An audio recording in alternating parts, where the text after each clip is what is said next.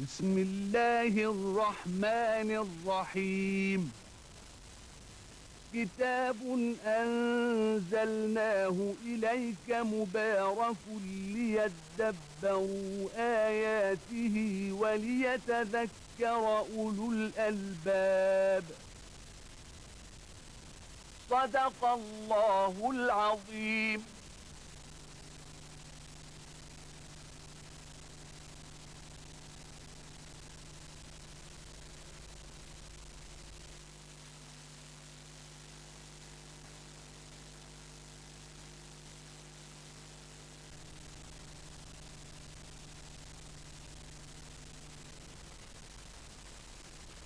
الحمد لله رب العالمين، وأصلي وأسلم على عبد الله ورسوله الأمين وعلى آله وأصحابه ومن اهتدى بهديه وعمل بسنته إلى يوم الدين.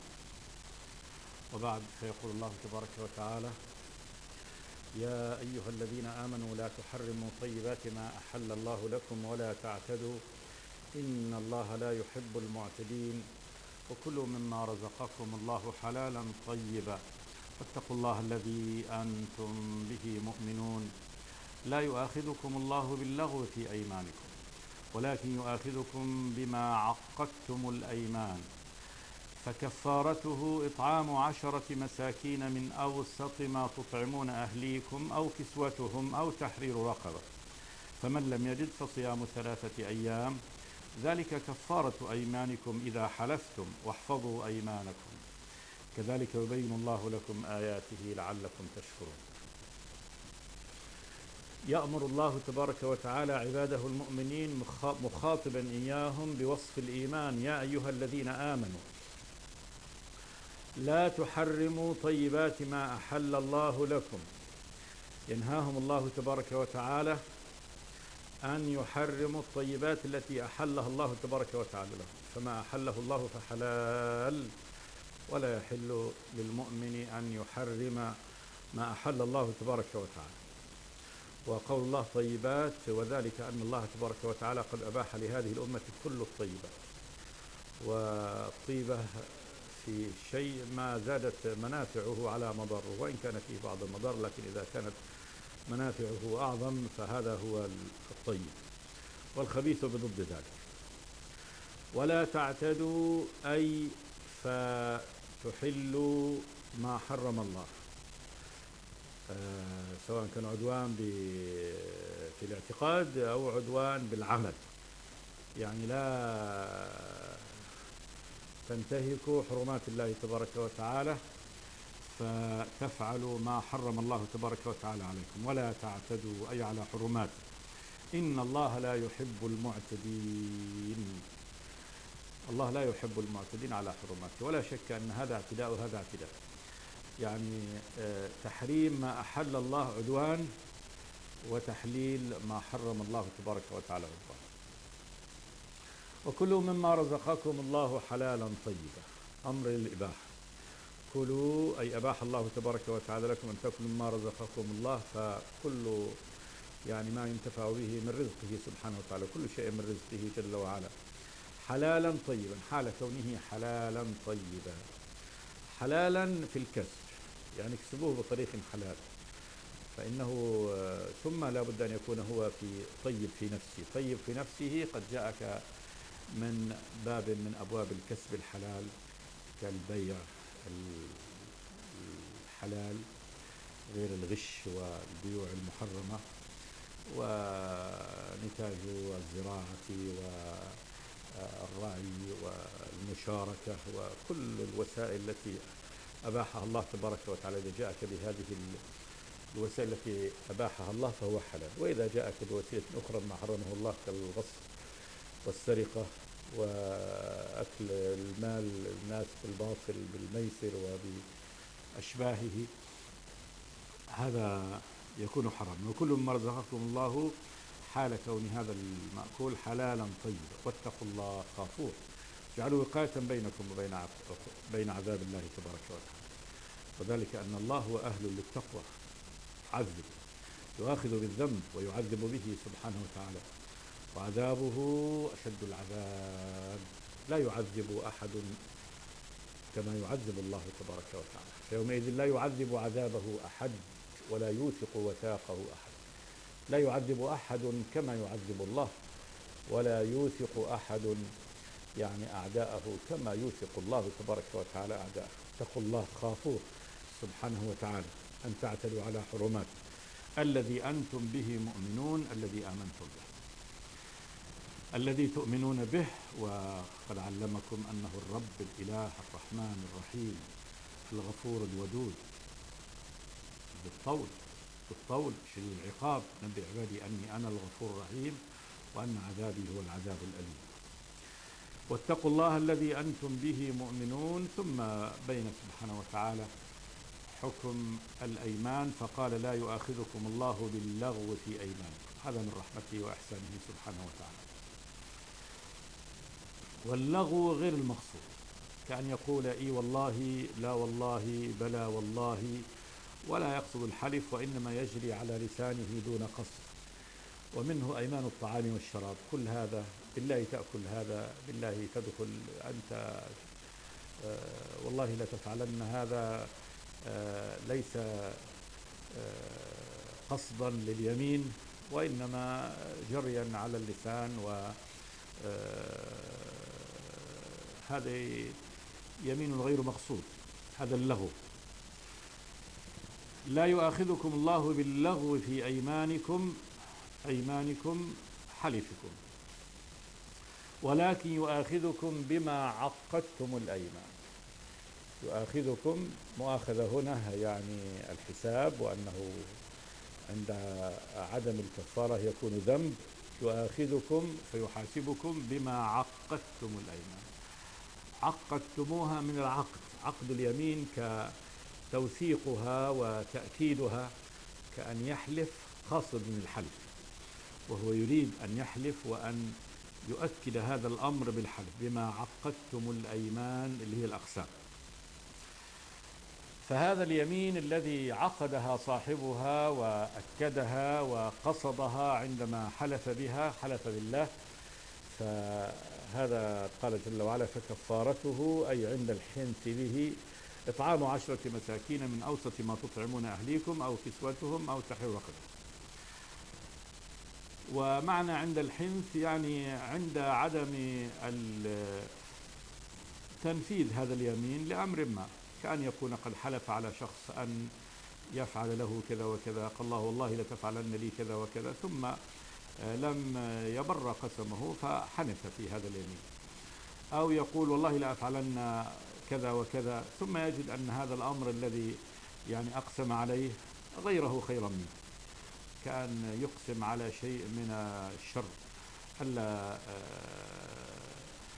أن يقاطع مثلا ذي رحم، أن لا يفعل شيئا من الخير، فهذا ينبغي، ووجد أن الأولى أن يعود إلى الخير، فهذا عليه أن يكفر هذا اليمين، حنث في يمينه.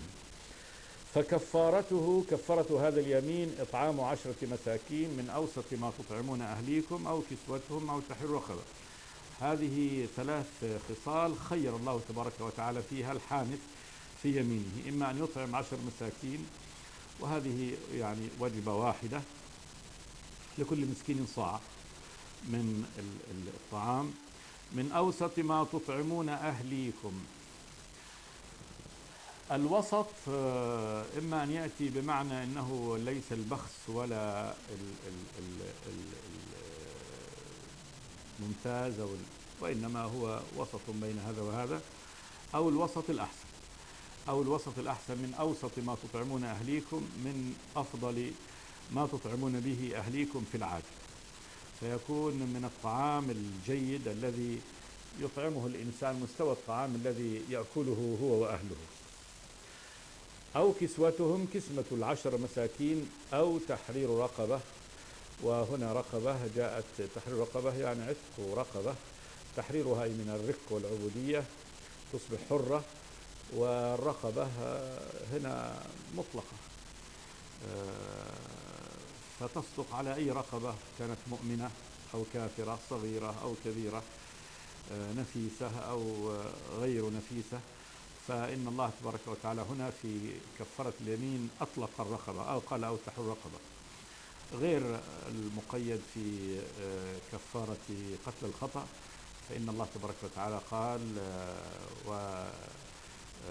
وتحرير رقبة مؤمن، فقيدها بوصف الإيمان، وهنا لم يقيدها الله تبارك وتعالى.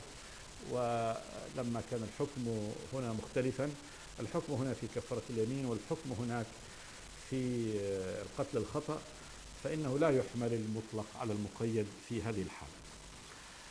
أو تحرير رقبة، هذه يعني هو مختار أن يفعل شيئا من ذلك، ولا يجوز في الفتوى أن يحتم على شخص ما أن يفعل يعني واحدة بعينها، وذلك أن الله تبارك وتعالى قد خير بينها. قال جل وعلا: فمن لم يجد أي خصلة من هذه الخصال الثلاث فصيام 3 أيام، فوجب عليه أن يأتي هنا هذا البديل وأن يصوم 3 أيام. قال جل وعلا: ذلك كفارة أيمانكم إذا حلفتم. ذلك المشار إليه هنا من خصال الكفارة الثلاثة المخير فيها، ثم الصيام عند عدم القدرة على واحد من الثلاثة. هذه يخبر الله تبارك وتعالى بأنها كفارة أيمانكم إذا حلفتم، أي إذا حلفتم وحنثتم. أما إذا حلف ولم يحنث في حلفه فهذا لا كفارة عليه. قال جل وعلا: واحفظوا أيمانكم.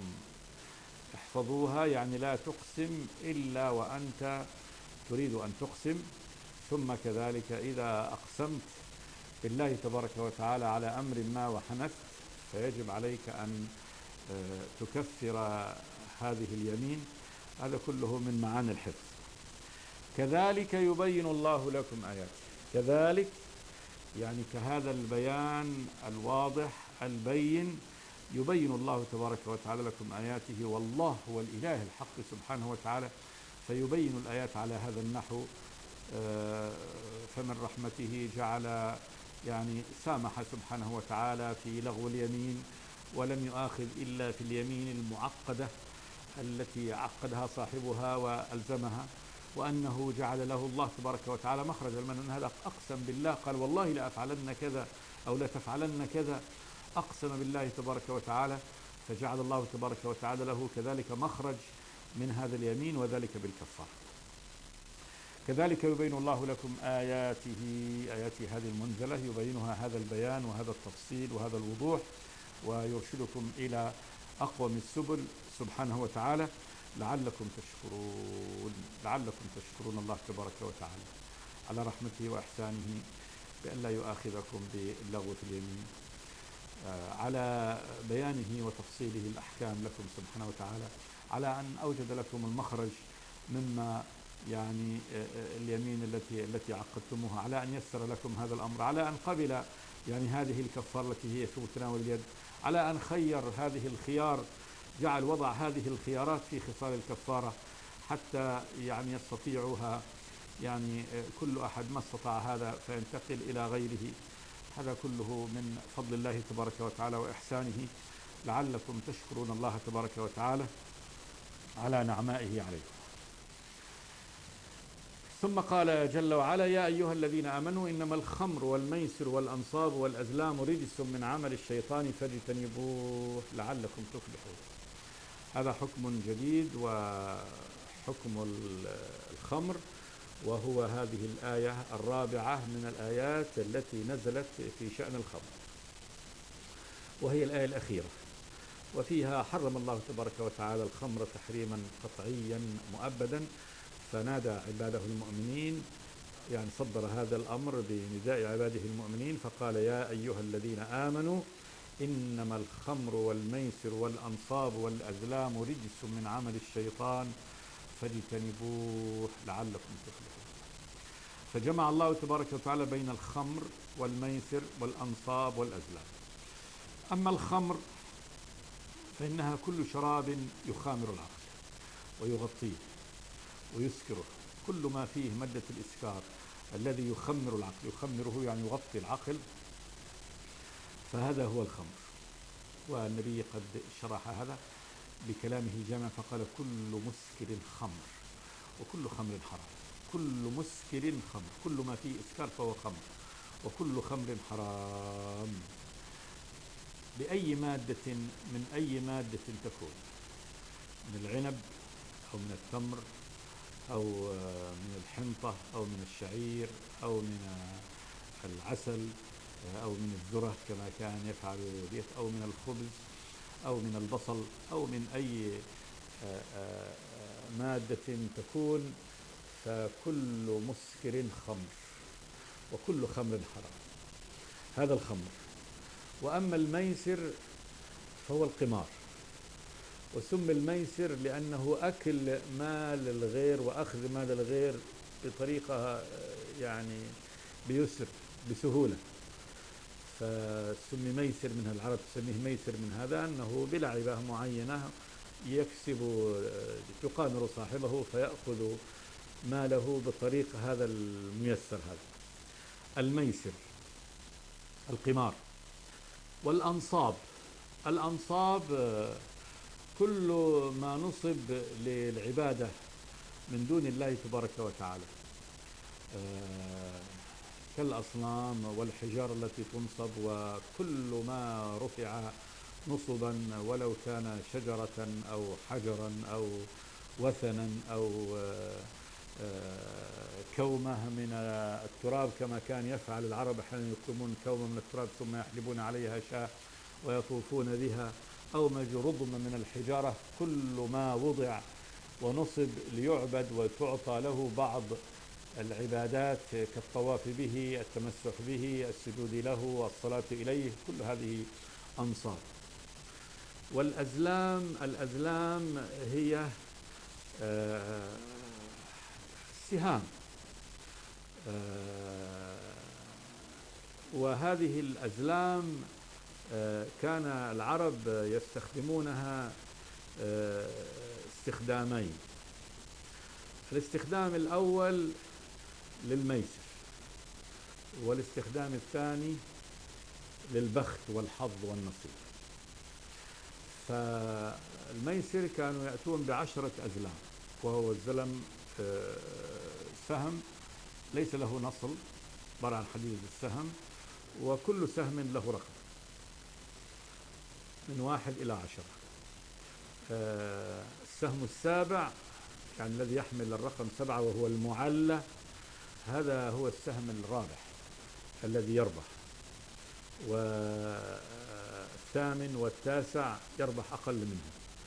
فكانوا 10 يأتون فيشتركون في بعير، لنفرض أنه 100 دينار، كلهم يدفع 10 دنانير، ثم يضربون عليه السهم، فمن خرج له السابع يأخذ نصف البعير، ومن خرج له السابع والثامن يأخذ ربع والربع، والبقية السهام خاسرة.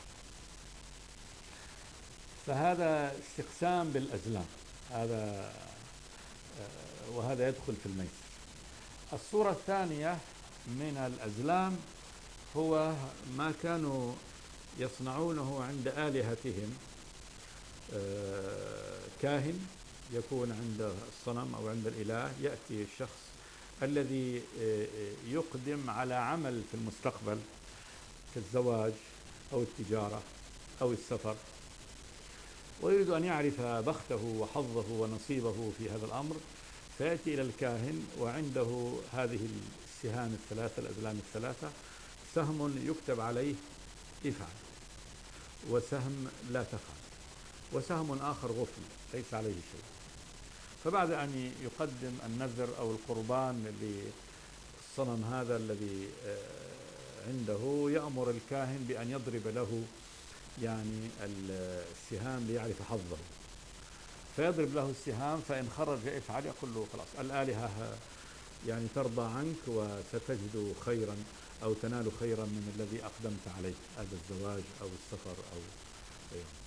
وإن خرج السهم لا تفعل، يقول لا، هذا تخبرك الآلهة والأصنام بأنك لن تلقى خيرا في هذا الطريق فارجع عنه. وإن خرج السهم اللي هو غفل وليس عليه شيء، يرجع مرة ثانية فيعيد يعني ضرب السهام له، يضعها في هذا الكيس أو الخريطة ويخلطها ثم يدخل يده ويخرج يعني السهم مرة ثانية. فهذا الإزلام هذا الذي اللي هو الاستقسام بالأزلام، يعني استقسام بطلب الحظ والنصيب عن طريق يعني هذه الأزلام. الله تبارك وتعالى جمع كل هذه المنكرات في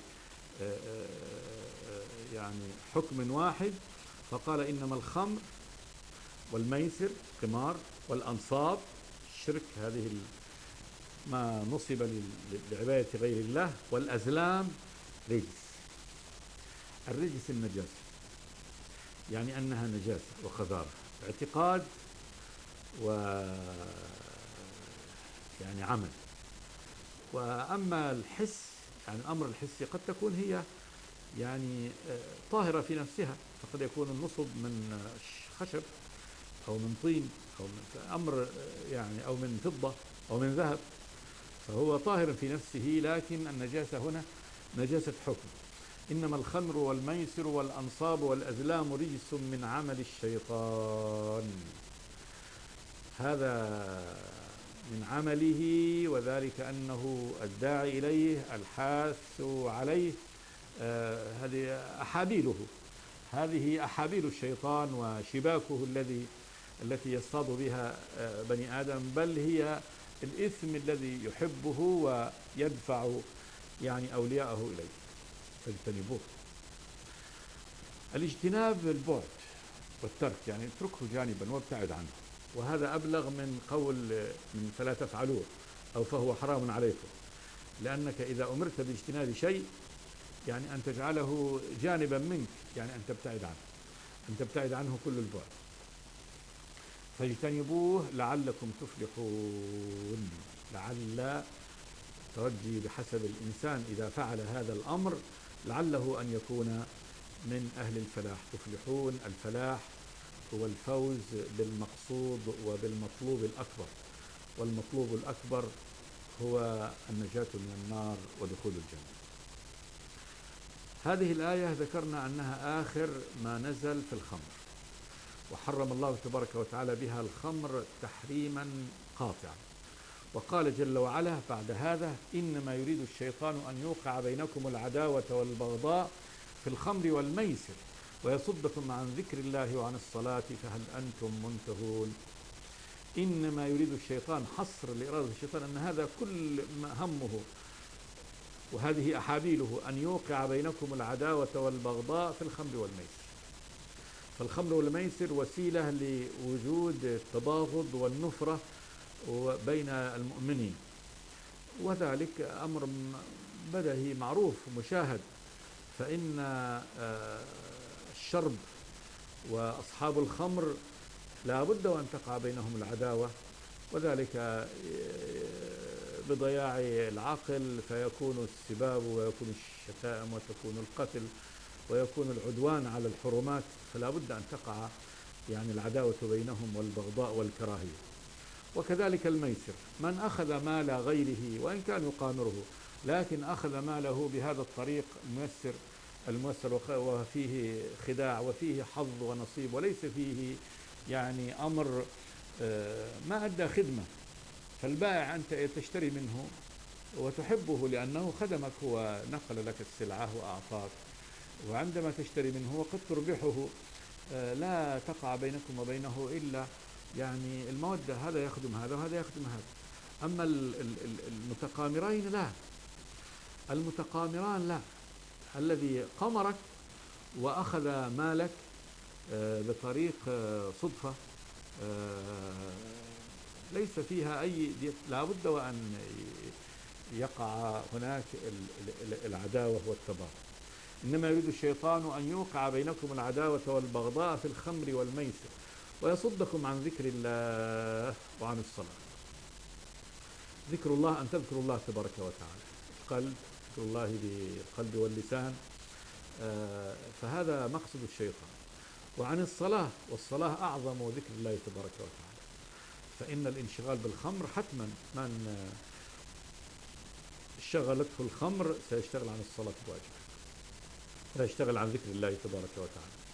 وكذلك الميسر وبعض ألعابه قد تمكث الساعات الطويلة، يتلاعبون أهل الورق وأهل هذه الألعاب التي هي من ألعاب الميسر، قد يمضون الليل نصفه أو ثلثه، وقد يمضون النهار، وأفضل أوقاته في هذا اللعب، فيلتهون عن ذكر الله تبارك وتعالى وعن الصلاة.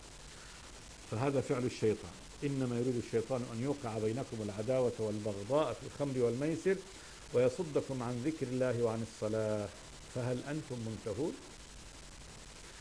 سؤال للتخويف وتقرير. هل ستنتهي؟ هذا أمر الله تبارك وتعالى لك، أو هذا نهي الله عز وجل عن هذا. هل انتهيتم أم لا؟ وهذا فيه تهديد، فيه تهديد ووعيد. وقد قال الصحابة انتهينا يا رب، لما نزلت هذه قالوا جميعا انتهينا يا رب. يقول أنس بن مالك رضي الله تعالى عنه: كنت في شرب من الأنصار، يعني في عند أبي طلحة، أنا ساقيهم الخمر، ثم جاء آت فقال: حرمت الخمر.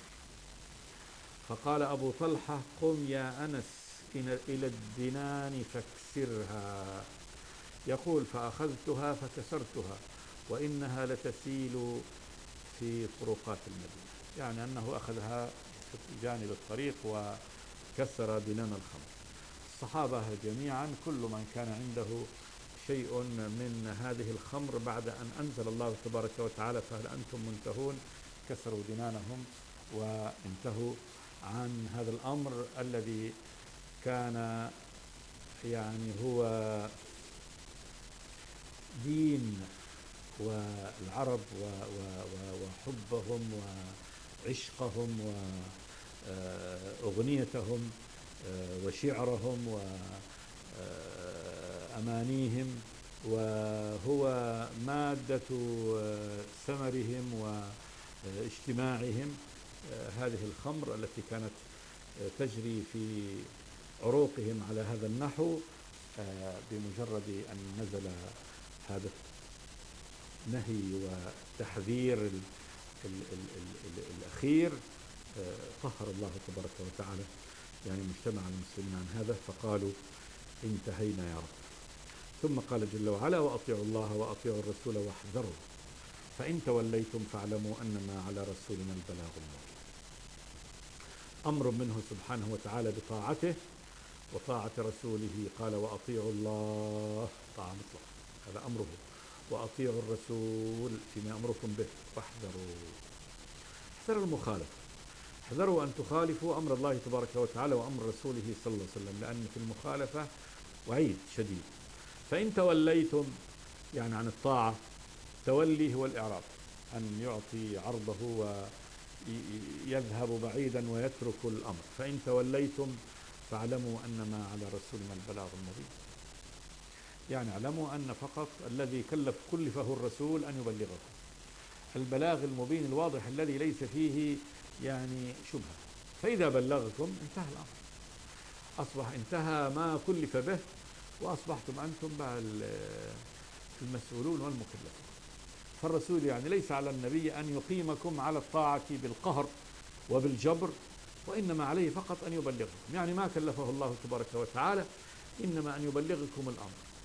ثم بعد ذلك الله هو الذي سيتولى يعني الحساب والعقوبة لمن يستحق العقوبة. فاعلموا أنما على رسولنا البلاغ المبين. وهذا فيه بيان أن النبي لن يذهب فيفتش البيوت وينقب هنا ويسأل هنا ويعرف من التزم ومن لم يلتزم، لا، هو عليه فقط أن يعني يبلغكم، وبعد ذلك تكون المسؤولية، يعني تكونون أنتم أمام هذه المسؤولية. نقف هنا ونكمل هذه الآيات ونسمي الآيات التي بعدها ترتبط بهذه الآيات الحلقة الآتية إن شاء الله. استغفر الله لي ولكم كذا، وصلى الله وسلم على عبده ورسوله. بسم الله الرحمن الرحيم. كتاب أنزلناه إليك مبارك ليدبروا آياته وليتذكر أولو الألباب صدق الله العظيم.